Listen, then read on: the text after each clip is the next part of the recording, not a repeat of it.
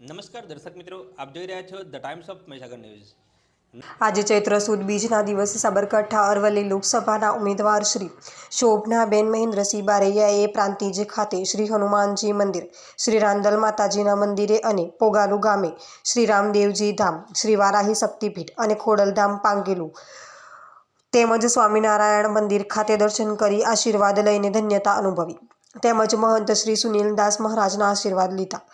અને ગ્રામજનો સાથે મુલાકાત કરી। આ પ્રસંગે તાલુકા મહામંત્રી શ્રી અર્જુનસિંહ મકવાણા, યુવા મોરચા પ્રમુખ શ્રી નિલેશભાઈ પટેલ,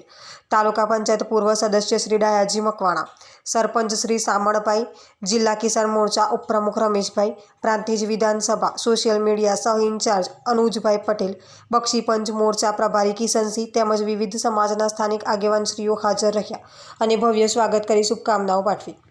મોટી સંખ્યામાં ઉપસ્થિત કાર્યકર્તા અને સ્થાનીય સંગઠનના આગેવાનો તેમજ શુભેચ્છકોએ શોભનાબેનને આવકારીને સ્વાગત કર્યું અને ભવ્ય વિજયની શુભકામનાઓ પાઠવી। વિસ્તારના પડે પણના સમાચાર જોવા માટે